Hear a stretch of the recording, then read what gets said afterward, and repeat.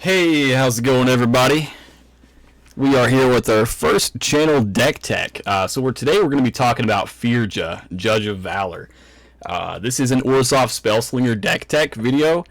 So that is kind of the theme that we're going for. This particular build that we're going to be focusing on today is a mid price on TCG at around $313, $214 on the low end. Expected Spectre, also known as Ryan, is here, and he's going to be commentating on this deck that I built and kind of throwing in his 2 cents here and now and again. So, all right, guys, let's get into it. So, Firja is a 5-drop, 2 colorless, 1 white, and 2 black for a legendary Angel Cleric. 2/4 flying lifelink, and the ability we're focusing on is whenever you cast your second spell each turn, look at the top 3 cards of your library, put one of them into your hand and the rest into your graveyard. So kind of getting into it here, guys, let's see where we're at. Go back to the background.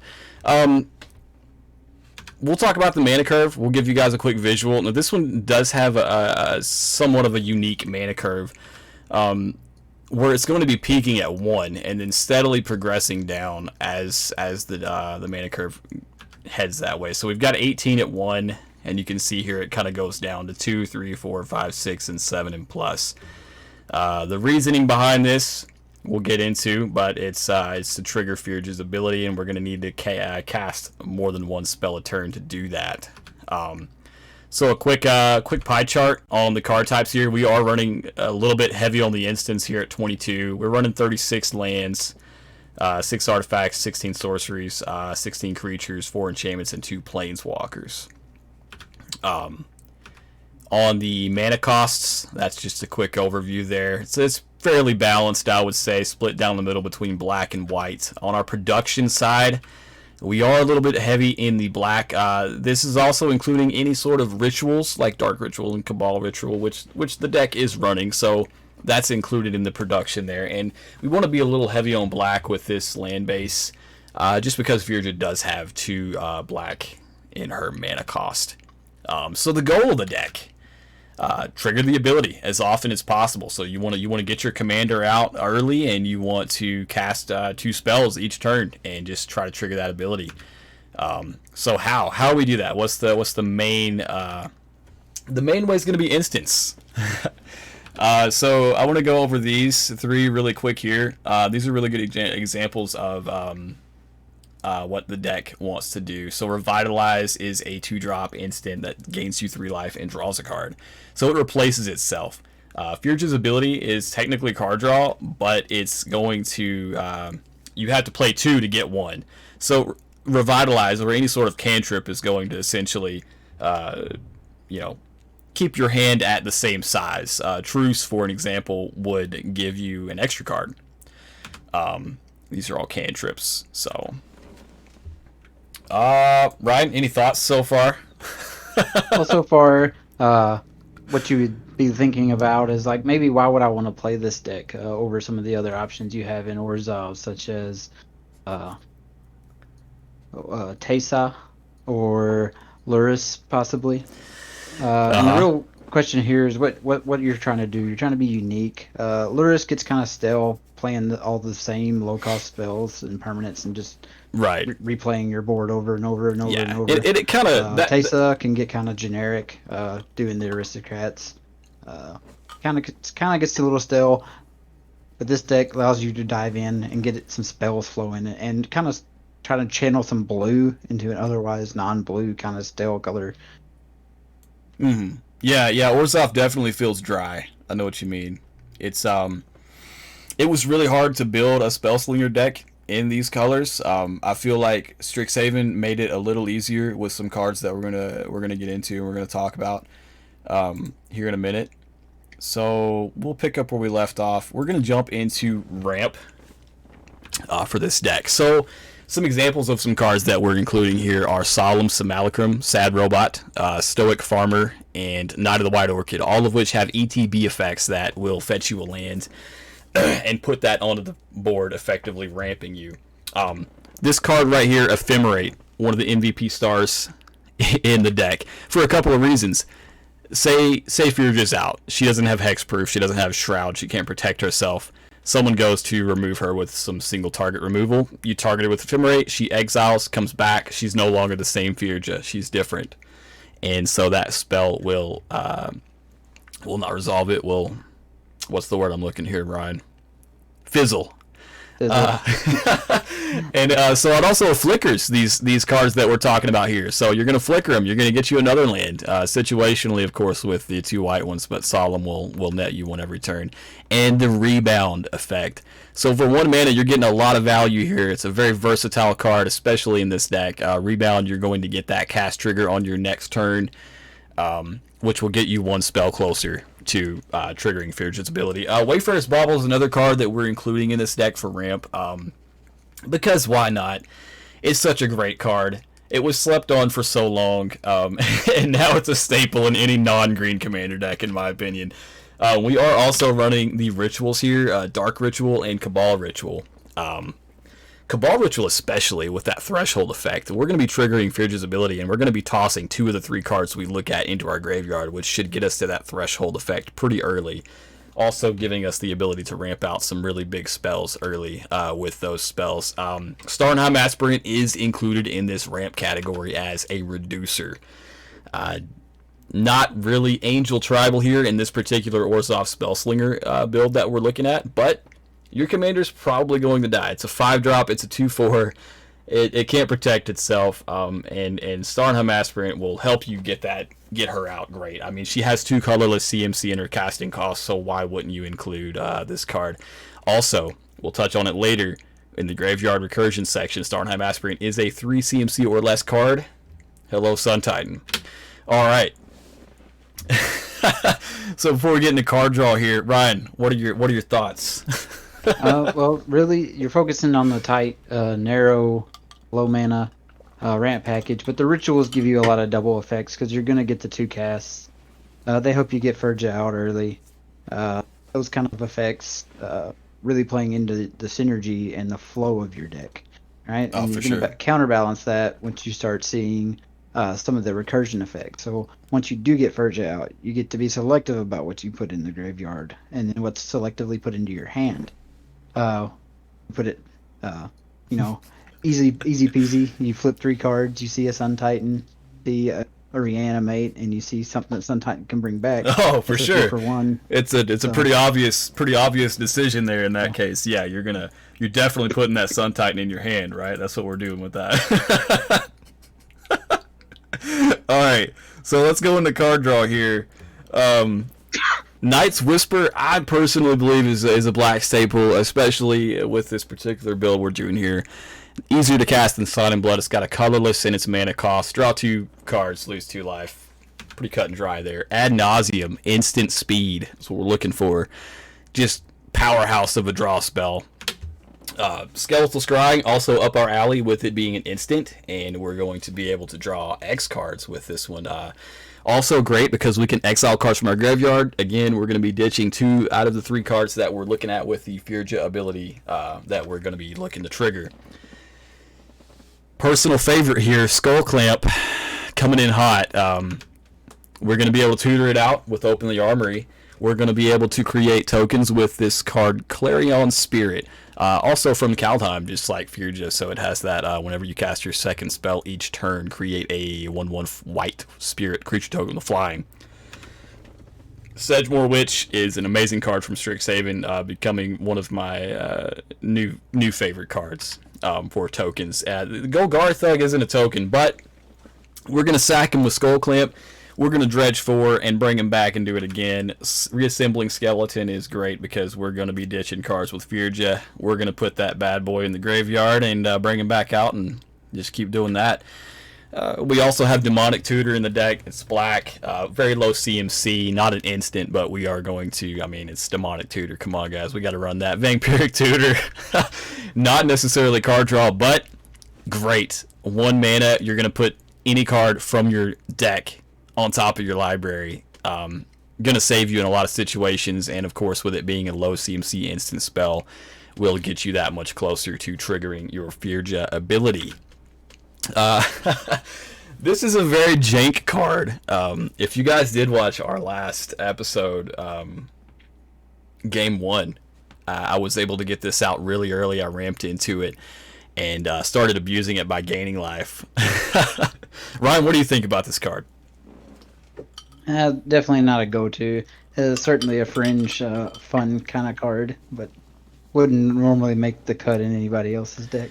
For sure, you know, and it came close to being cut several times. I just didn't want to because it seemed like such a fun card. It's hexproof, so it's hard to remove. You can't target it unless you're playing Dramoka's Command like Austin did, or you're board wiping and clearing all the enchantments out.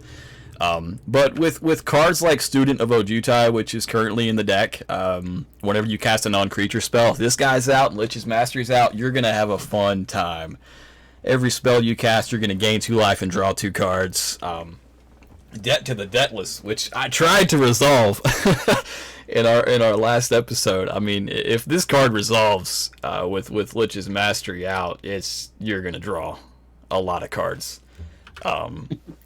Soul Warden is another great one. I mean, especially in a pod, people are playing creatures. You're not playing heavy creatures. You have some tokens and you have some flicker and graveyard recursion effects in your deck to kind of trigger Soul Warden. But mostly we're going to be gaining value off of that card with other creatures that other opponents are controlling coming into play. And Revitalize, as mentioned earlier, who doesn't want to pay 2 mana and draw 4 cards at instant speed? That seems really strong.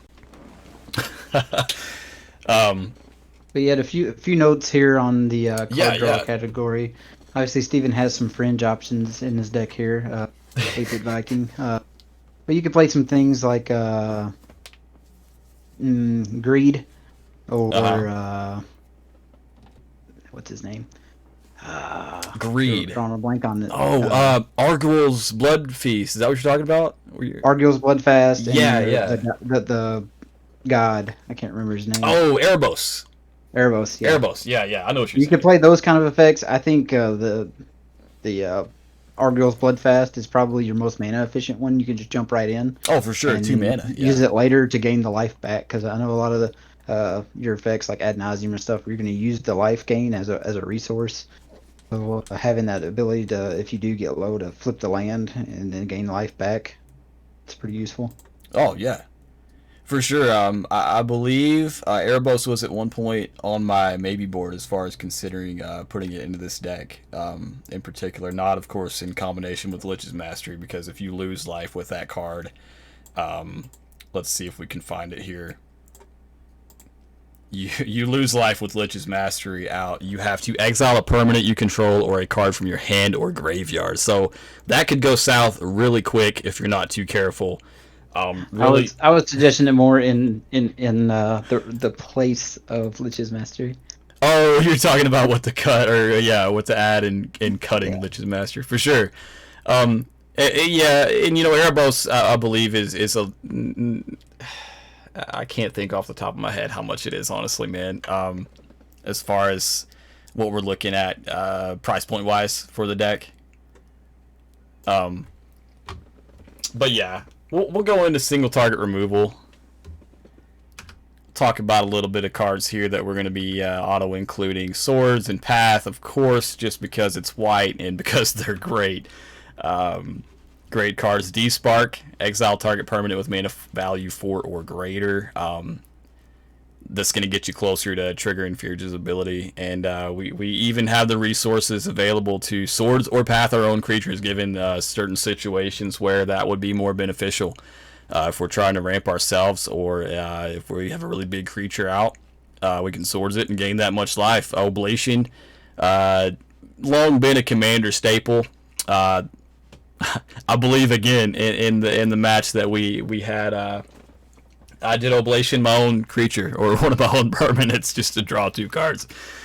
Condemn, kind of a throwback card. We played it back in the day, in the early Commander days, and I don't normally include it in my decks anymore. But with this one, it did make the cut. It's a 1-drop, defensive spell.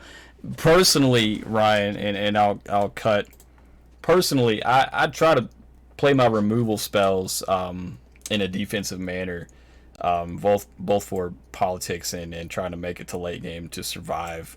So kind of my thoughts on that. What do you think? Condemn is a good one, right? Condemn just it kind of fell out of the commander web of playability after the tuck rule was gone. So you couldn't tuck their commander and it'd be gone forever. Oh yeah. It was way stronger when you could. Yeah, after that it just kind of fell out of play. This deck seems fine, has a good home, low mana cost, effective spell. Oh yeah, for sure. And we've also got Lapse of Certainty, just to kind of get that spell slinger feel. You're gonna be wanting to counter spells, and it's hard to do when you're not in blue, but it is possible with cards like Lapse of Certainty, and this is a hard counter. It's not a May effect.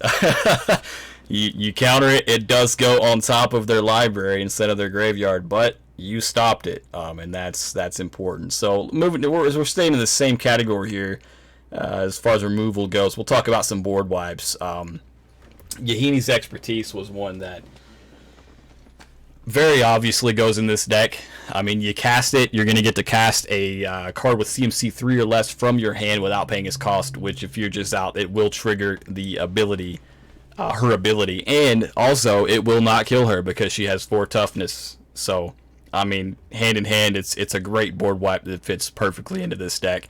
Divine Reckoning is another great one because we're not very creature heavy. We're a Spellslinger deck, so we don't really care about massive board wipes, just setting us back or destroying our board state.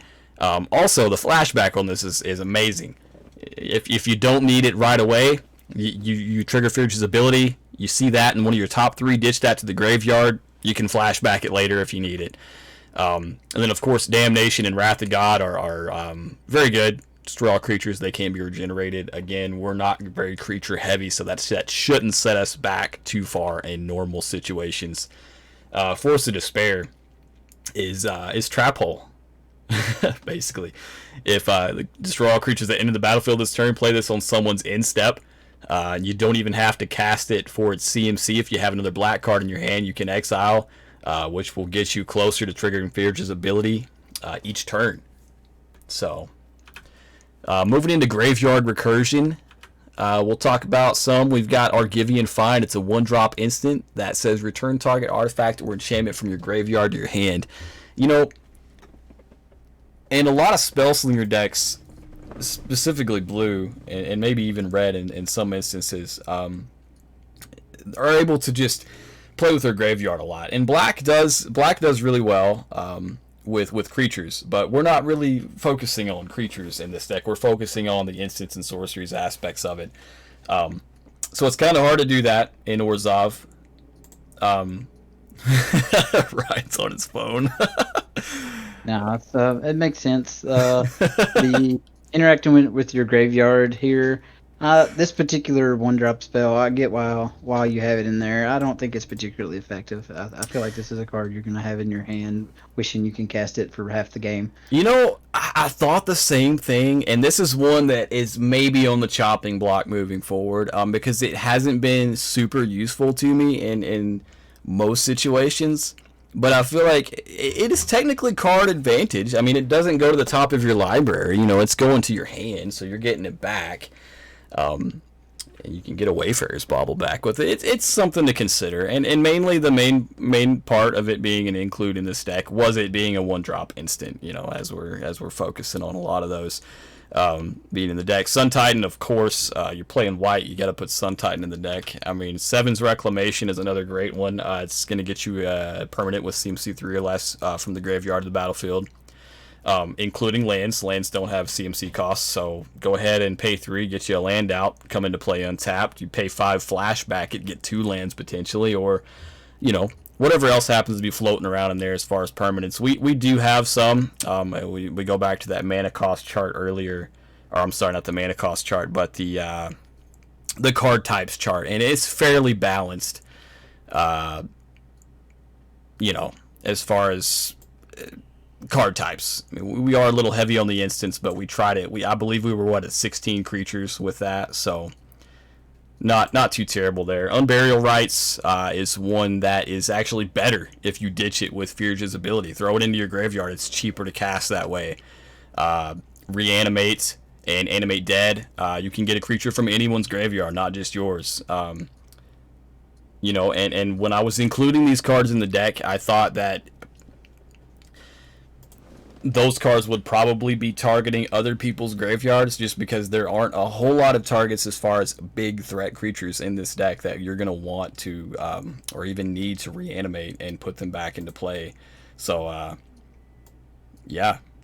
The couple things that I have mechanically, the Savin's Reclamation is very sweet. You get you could potentially bring back 3 things and get 2 casts and get trigger Firja all in the same turn with the 1 card. Yeah. Right? Sun Titan, it's always been my personal favorite card in Magic for a long time. You actually play it in Commander more than I do at this point. So, I would say so. Yeah. Sun Titan is an auto include, man. It's too good. I mean, even if it's not necessarily relevant, it's a big 6/6 vigilance guy. He's gonna get you some sort of value. He's gonna help you out in some way. And the last graveyard recursion card that I've got here listed, Soul of Eternity. Ryan, what was that other one called? Sarah Avenger, yes. Sarah Avenger essentially is the same card as this one minus the Encore effect, and it has another ability. I think that's wrong. I think it's Sarah Avatar. Yes, because I think Sarah Avenger is like a 2-drop angel. Sarah Avatar, it cannot go into your graveyard, so you cannot you can't revive him with Animate Dead or Reanimate or any sort of spell like that to kind of sneak him into play. I mean, think about a situation, early on. We'll get into it here in a second. Here, it's listed in the how does it win. So this, not all the decks that I build ask this question. Some of them just want to have fun, and this one here, you kind of got to get a little creative. But there are some cards included here that are just standalone, long time kind of commander staple-esque effects like Storm Herd. You're gaining a decent amount of life in this deck. It's not over the top, but it's enough to where when you cast Stormherd, you're going to get some Pegasus tokens here. Torment of Hellfire is how this deck did win in our last episode. And then Debt to the Debtless as well. Cards like that. Exsanguinate as well is another great one.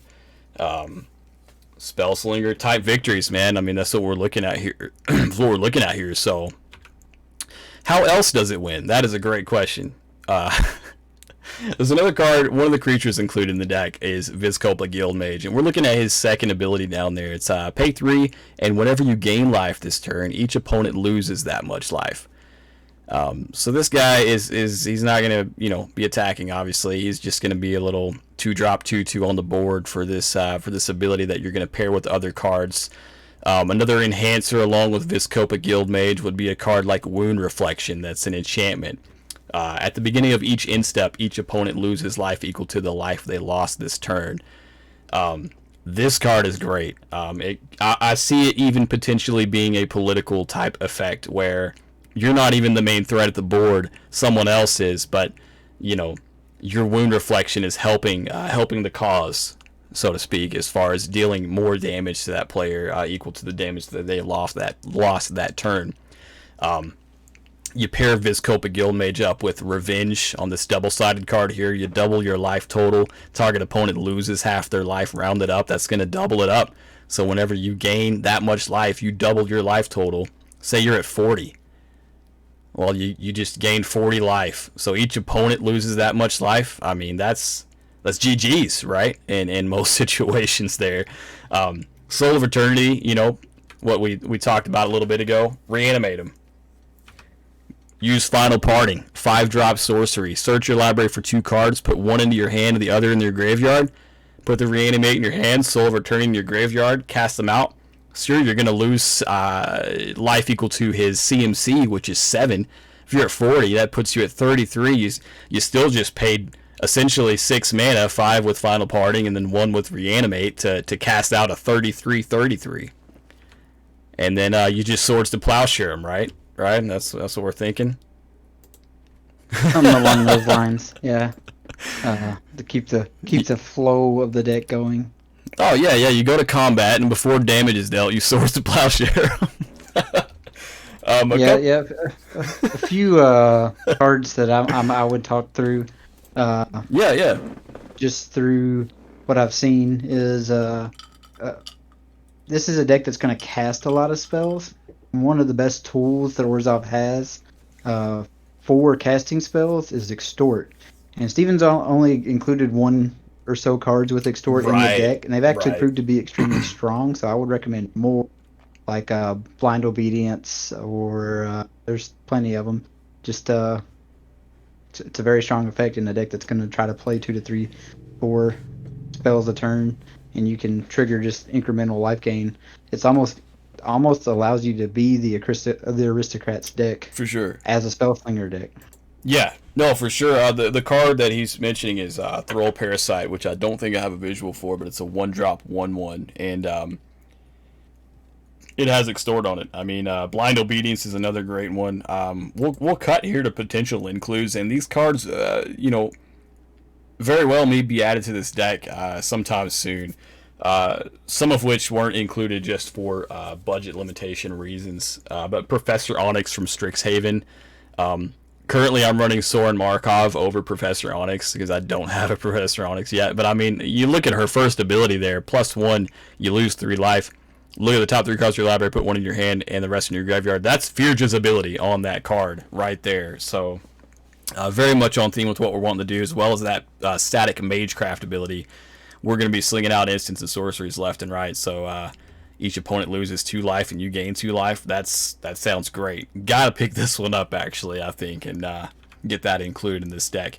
Kaya's Guile, another great one. Each opponent sacrifices a creature. Exile all cards from each opponent's graveyard. Create a 1/1 flying black and white spirit token creature token, and or gain 4 life. You can entwine and choose all if you pay the extra 3, or you can choose 2 for the 3 CMC casting cost. And Ryan was kind of talking about this card being more of a powerhouse than you think it is. Kaya's Guile. In my experience, all the times that we've had it played, it makes a drastic impact in the game.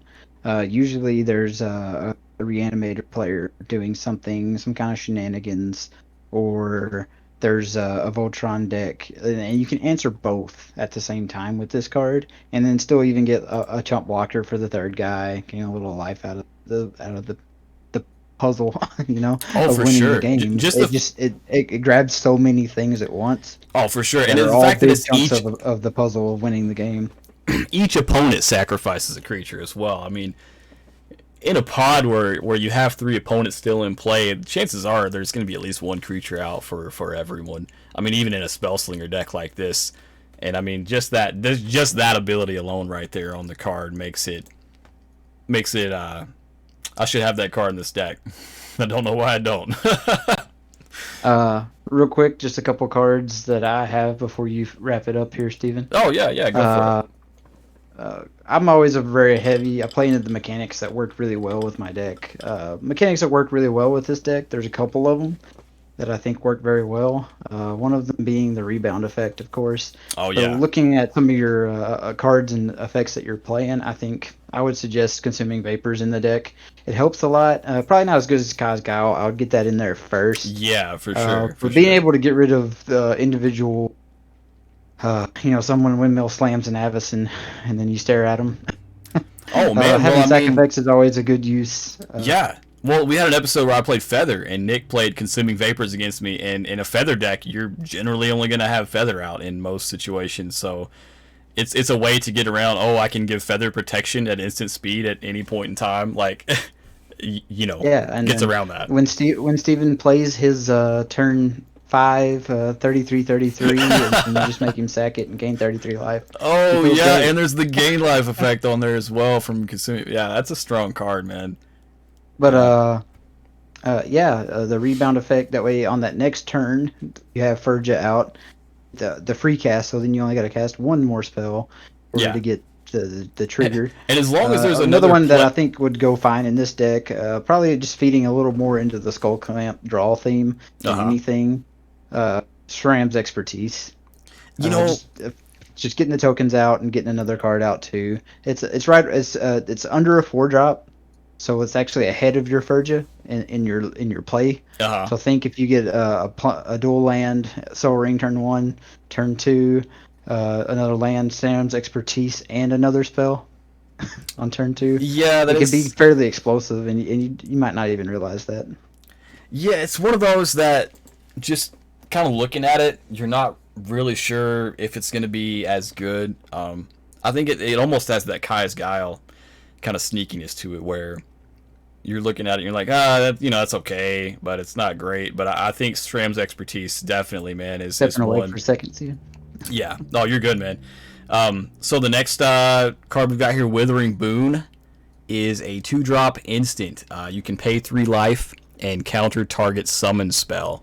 So that's a very Spellslinger-esque effect, countering spells. I mean, it's definitely something you want to do. I think this card needs to sneak its way. It needs to find a spot into this deck. Monastery Mentor. I talked about the card Student of Ojutai earlier, which is a 4-drop. So he doesn't synergize as well with your Graveyard Recursion theme that we do have for permanents, being that in Sun Titan 7's Reclamation type abilities. Monastery Mentor, however, does fall into that, and he could produce an army of Prowess Monk creature tokens probably fairly quickly. When you cast a non-creature spell, that includes artifacts and enchantments as well. There's only 16 creature spells in the deck, and this guy, I think, could do a lot of work in this deck. Imp's Mischief is probably a card not a lot of people have heard of. I never heard about this card until I started looking into building an Orzhov Spellslinger deck. So it is a 2-drop, 1 in a black for an instant that says change the target of target spell with a single target. You lose life equal to that spell's converted mana cost. It's a redirect in black, and I didn't know that black could do that. And it's one of those sneaky kind of effects where they're not going to see it coming. Illumination, another Spellslinger-esque ability. It's a 2-drop, 2 white to counter target artifact or enchantment spell. That spell's caster gains an amount of life equal to that spell's casting cost. So they're going to gain life, but you're going to stop that spell from resolving. I mean, you could stop a Smothering Tithe. You could stop a Rhystic Study. You could stop any sort of big artifact or enchantment that's going to come out and do a lot of work.